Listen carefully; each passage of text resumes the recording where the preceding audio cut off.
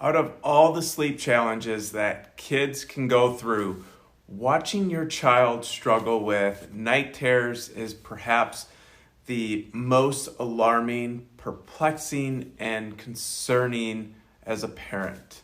Now, while most pediatricians try to alleviate parents' concerns by telling them that they're no big deal and that they'll just grow out of them, we dig deeper and clinically we often see night terrors and other significant sleep disturbances in toddlers and young children continue to show up later in life as other forms of sleep disorders, sensory processing, and emotional dysregulation challenges, and much more.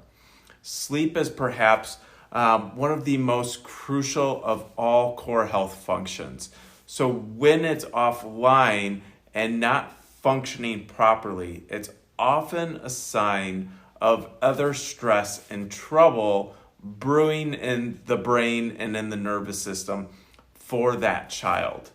Now, my name is Dr. Eric. I am one of the pediatric chiropractors here at Adio Chiropractic. We focus on pediatrics, prenatal, and family wellness in the Madison and Middleton area. If you're concerned about your child's sleep and concerned that they're having night terrors or they had them in the past, this video is for you. We're going to talk about the difference between night terrors and nightmares, and then break down the root cause of sleep challenges in kids and what you can do naturally to get things back on track for your child. Now, please, before I go any further, share this video with other moms and other parents who you know need to hear this information and hear this message. Again, we are tired of seeing families, kids, and parents just go through this struggle. It doesn't have to be that way. So let's get into the science. So what is really the definition and characteristics of night terrors? Night terrors or sleep terrors are intense episodes of fear or dread that occur during the deep non-REM sleep in children, typically between the ages of 2 and 6. And they are different from nightmares and can be distressing for both the child and for the parents. Understanding night terrors, that night terrors have this distinct characteristic that set them apart from nightmares. They occur during non-REM sleep and are usually not remembered by the child.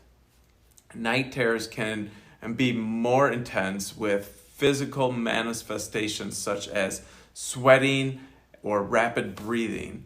Now there's causes and triggers, and the first is really gas first break, which means children struggling with night terrors often present with an overactive sympathetic nervous system, which we nickname really the gas pedal side of the nervous system, which is our fight and flight state. This side of the nervous system is supposed to fully wind down and shut down during sleep.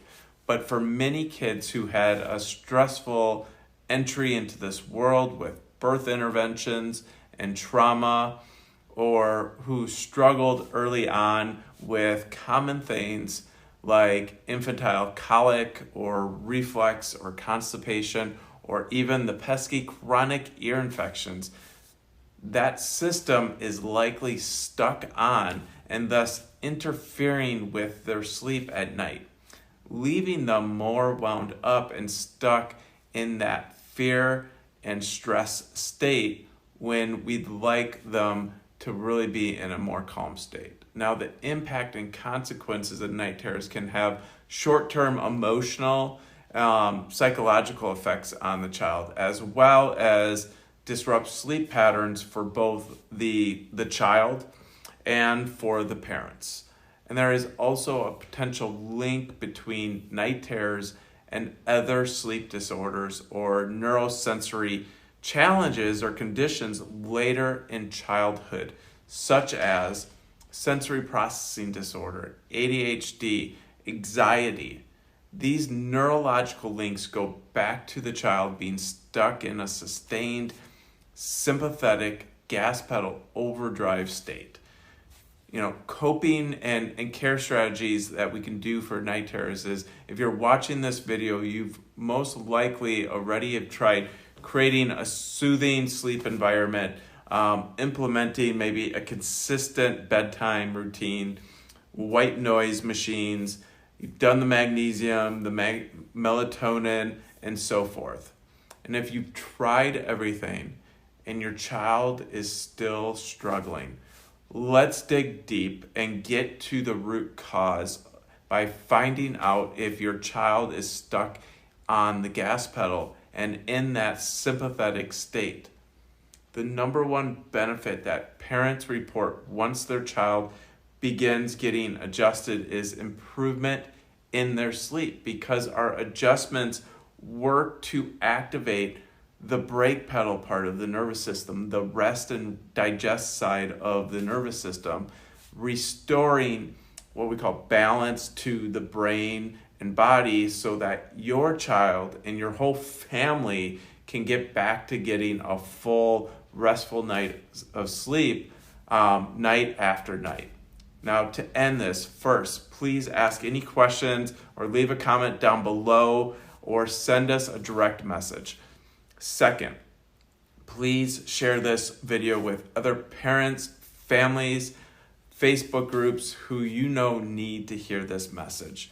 Third, if you think that your child's nervous system may be shifted and stuck on the gas pedal, give us a call or send us a direct message to learn more about how we can help you and help your family really get the quality night's sleep that they need.